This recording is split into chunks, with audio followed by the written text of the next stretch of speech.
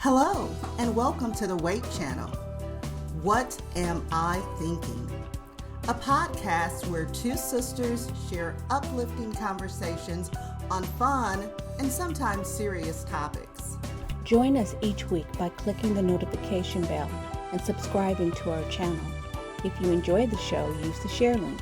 It's one of the best ways to expand the conversation. Welcome to the W.A.I.T channel. What am I thinking?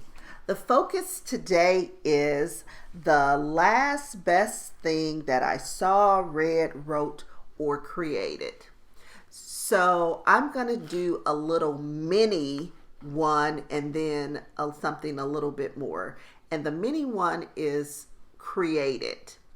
I did a little what I call is a big thing was to capture 5 generations of our family on photo.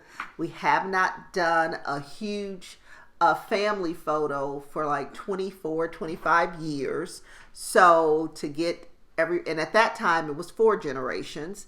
So now to be able to do it over 20 years later and to have 5 generations to be represented, it was amazing, with our mom being the matriarch at 83 years old and down to the youngest, which was 2 months old. That was just pretty awesome to me. And I did a little collage of 3 of the photos and sent them out to my sisters so that we could have that. So that was pretty cool to be part of the process of pulling that event together to make that happen. And kudos to my niece Brianna, who served as the photographer. I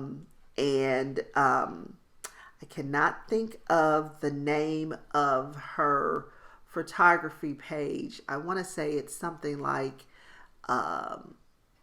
Amazing or Be Amazed. I think it may Be Amazed is maybe the name of it. So if you're looking for a photographer, Brianna Cage, you can also hit her up at Shop World Pink. She's an amazing photographer. We didn't know the gift that she has. So if you are in the Michigan area, near the Detroit area, Be Amazed Photography and Brianna Cage, or Shop World Pink, you can do that from anywhere, her little online store. So that was my little mini thing that I created. And then I'll share something that I saw after you share, Lori. Okay, so I actually this summer I've watched quite a few things, but I'm gonna settle on one. It's a TV series on HBO. It's called Industry. They actually have started their 2nd season, and I went back and I watched the 1st season to get a deep dive because there was a lot of things that I missed. It's heavy on the profanity and the nudity and the drugs, which is the reason the 1st season I fast forwarded through a lot. Okay. So I had to go back and kind of suffer through that because I missed so much. Apparently it's described as young bankers and traders and how they make their way in the financial world in the aftermath of the 2008 collapse. So that was the reason I really needed to go back, because the main character, there are quite a few characters, but it mainly centers around this young African-American mixed race girl who goes to the UK and she enters into the banking world there. We learned that she actually did not graduate from college, but she had a friend who knew how to get into the university's website and their servers and create a diploma for her and grades and everything. Sounds like Suits. Yes.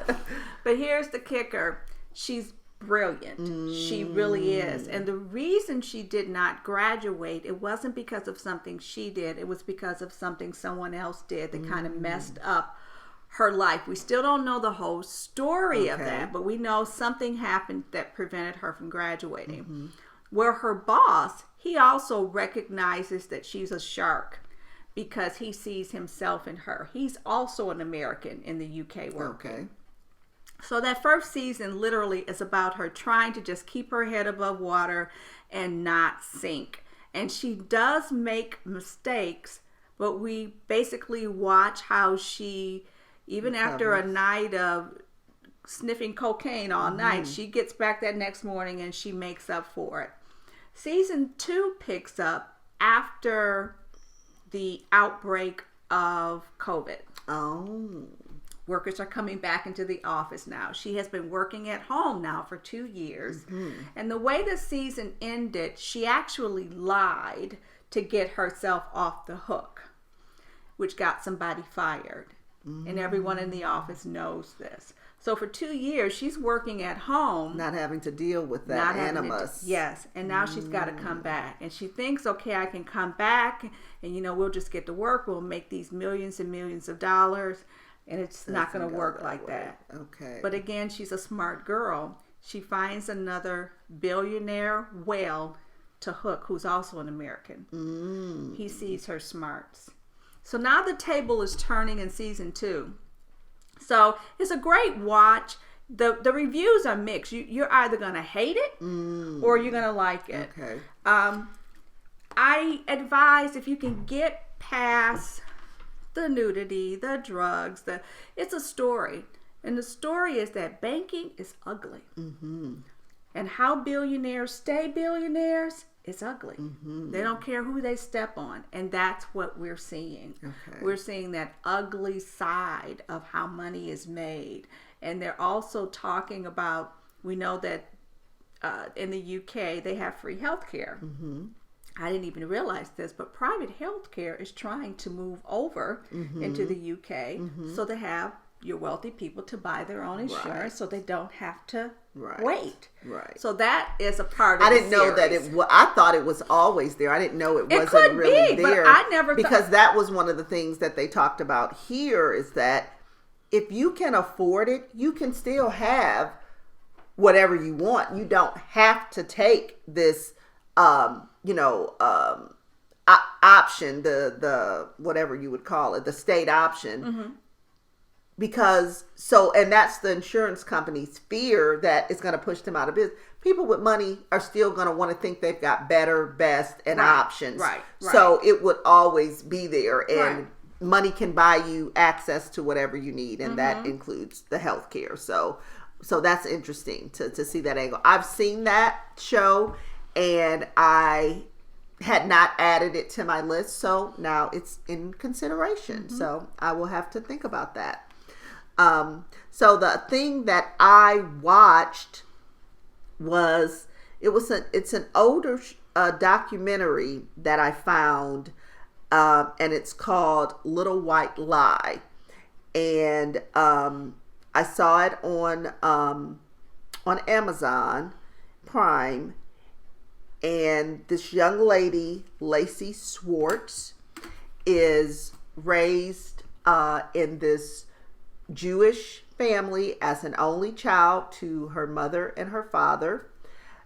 And clearly, looking at her, she looks like no one in the family when it comes to her skin color, her hair type. Her mom does have that curly hair, and probably a little, not quite coarse, but she wears it. I don't know if part of her wearing that style was to help her daughter feel comfortable or not. But you don't see the mom with her hair straight that often.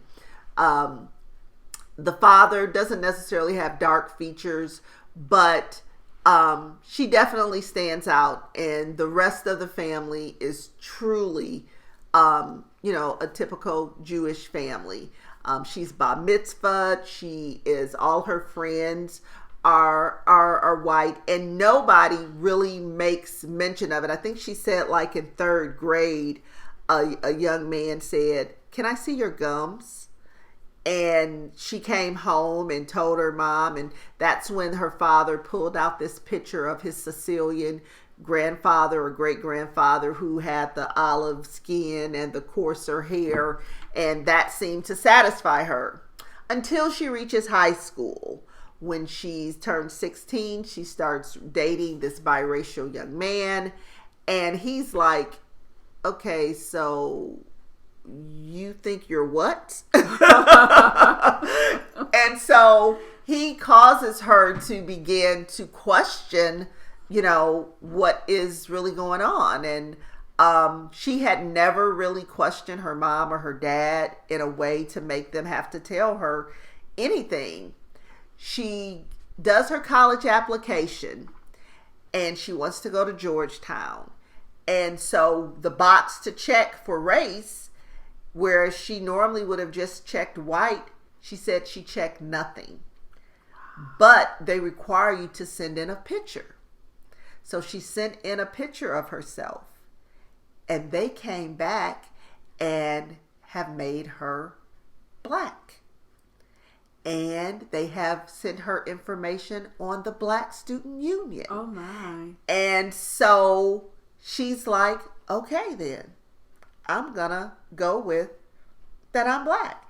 And she immerses herself in this world in college and comes across other people like her boyfriend who she can see that, they look like her. And so finally she goes into therapy because she's like, I've got to have a conversation with my parents. I've got to have the conversation. Finally, she has the conversation with her mom.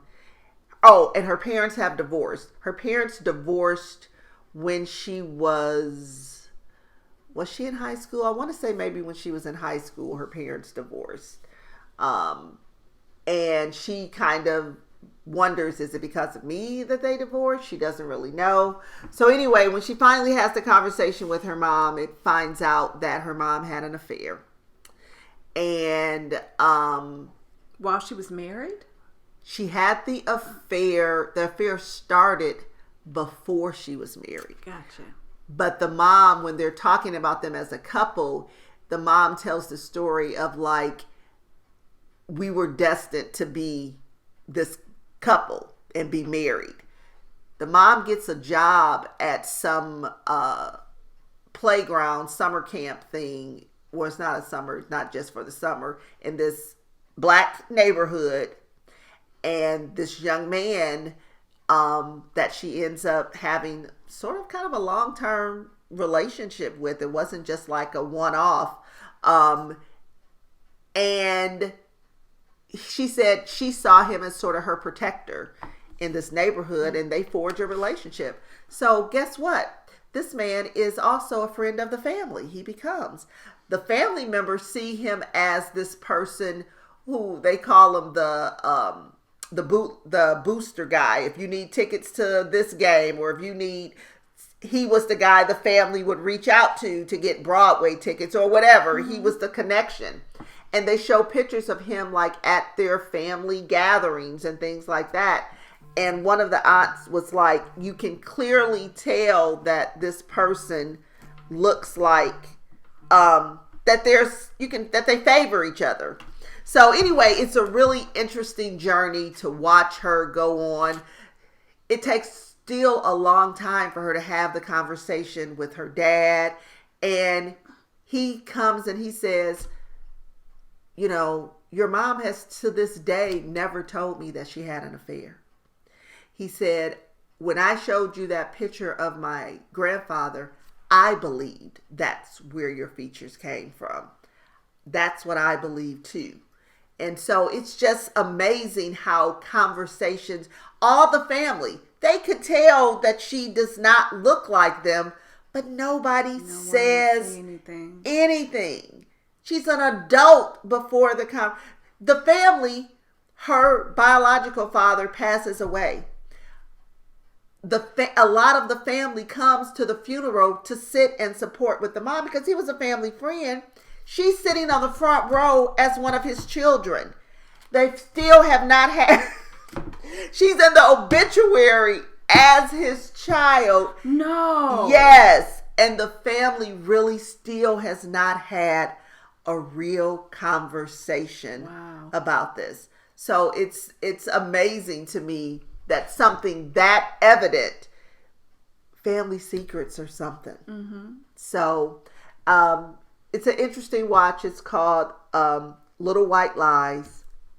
And if you can find it on Amazon or some platform, I encourage you to watch it. It's a very interesting documentary about the secrets that we keep. Mm-hmm. The secrets that we keep and how it affects individuals. So that's what I have created, and that's what I have seen lately. Okay, so thanks for listening to this episode of What Am I Thinking? What Am I Creating? Watching, viewing. Make sure to leave your comments in the comments section and let us know what you're creating, watching, listening to. We'd love to read about it. See you soon.